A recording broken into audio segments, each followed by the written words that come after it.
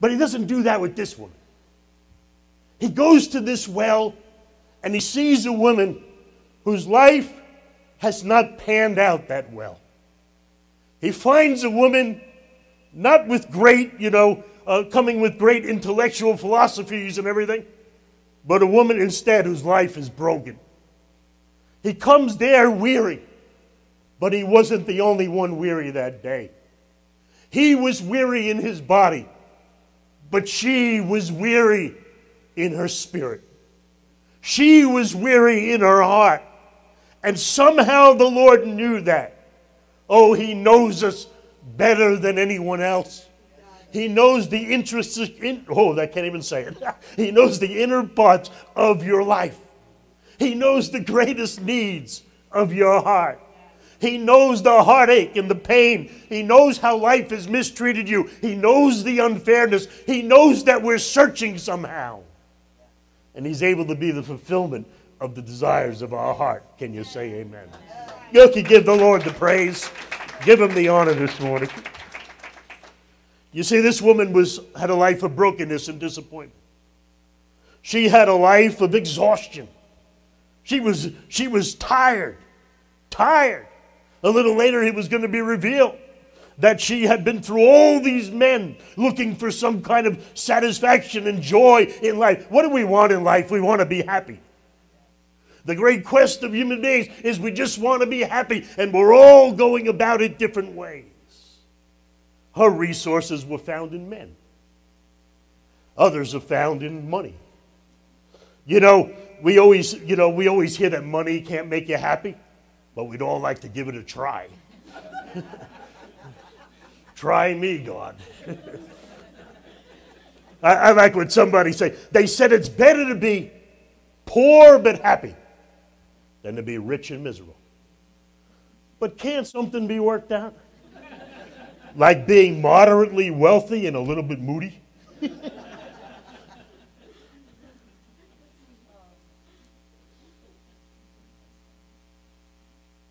But the woman had been trying men.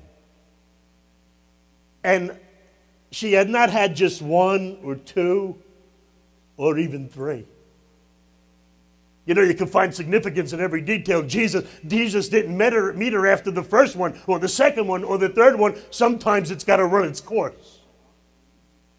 Sometimes, as parents, we don't want to see our children go through things, or we don't want to see our loved ones go through things, but sometimes it's got to run its course. I know. I've been there. I thank God last night for sparing my children, that if I reaped what I sowed, my God, I'd have a breakdown today for my children going through some of the things that I did and went through. But sometimes it's got to run its course. 3 husbands weren't enough for that woman. It had to be 4, and it had to be 5, and it had to be another arrangement before she reached the point of readiness where Jesus could meet her at that well that day and break into her spirit and break into her heart and invade her life. Can you say amen? Because God seems to be the last one we give entrance to. God seems to be the last one we open our heart to. We insist on a way of finding our own pleasure, of finding our own happiness. Well, I made a joke of it, but we insist that it's got to be in money, and it's got to be in things, or it's got to be in others. It's got to be in men, or it's got to be in women, or it's got to be in other things in this world. But there is a depth to our being. There is a need in our lives that only Jesus can answer. There is a touch that we need that only heaven can supply. Can somebody say amen? Come on, give God the glory. By the way, I titled this message this morning, Holy Water. Because this woman, Jesus was thirsty for natural water. But Jesus was offering her spiritual drink.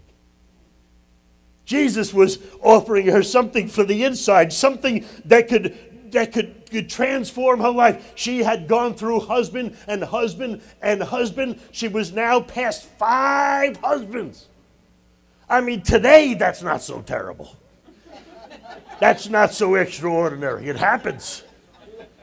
I got a theory that after a couple of them, either you don't know how to pick them, or you're not cut out for it. But they keep going, 5 of them. And then she just started living with one. She said, I know what it is. It's this marriage thing doesn't work. So she started living with one. And that's why Jesus was able to tell her that you have right said you have no husband. You've had 5 husbands. And you know, maybe we didn't read it right. When Jesus said, go get your husband, she said, I have no husband. Like I'm through with that. Those lousy, no good men. I have no husband. I've got a new arrangement.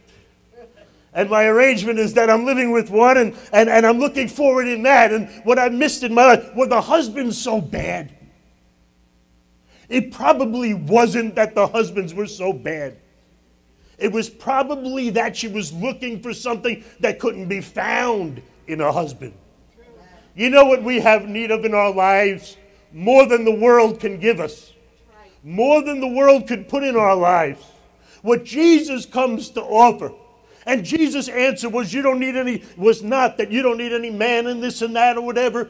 God has sent us things to complement our lives. Things to help fulfill us on a natural and a soulish level. But we are trying to put circles and squares. We are trying to fit things in our lives to fill ourselves that cannot fill ourselves because we are spiritual beings that need an encounter and a touch from heaven. Can somebody say amen? Come on, give God the praise. Amen. Her beauty's fading now. She's past midlife. She's been through 5 husbands. She's trying a new arrangement, which means she's open to options. And because she's open to options, Jesus comes along. People aren't open.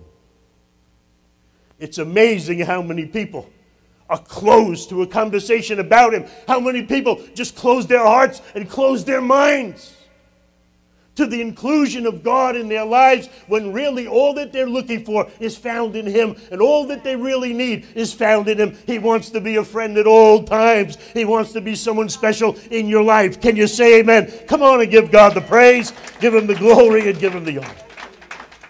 Amen. And so Jesus comes along. And the first thing, she says, give me this. When he starts talking about the water, she says, sounds good, give it to me. And he says, go and get your husband. Go and get your husband. There's the conversation with the soul. And what does she do? She answers him about having no husband, and he gives her the answer. I know you have no husband. You've had 5, and the one you're living with now is not your husband. And so she says, you're a prophet. And by the way, our people say you worship in this mountain, and your people say you worship in that mountain. What's she doing? She's changing the subject. What's she doing? She's having an intellectual objection. An objection. And people sometimes raise all kinds of objections. The church is full of hypocrites. That preacher is only out for your money. You know. But when there's a moral dilemma, when there's a need in your life, when you're ready. And that woman was really ready. And she was able to get beyond the intellectual objection. She was able to get beyond that barrier that she put up. And she was open in her heart, and Jesus began to speak to her. I want you to notice that Jesus didn't come there and saying that she has had 5 husbands and the one she's living with now is not her husband. He wasn't trying to bring what we try to do, conviction into their life. He wasn't trying to tell her, you see, you're bad. He wasn't trying, we feel this necessity. Living together? I got to tell you, that's wrong. That's bad. He never said that. He wasn't there to say that. His mission wasn't to proclaim that. He didn't come to do that. He never said a word about the wrongness of her act. But he was alluding to the failure of her behavior.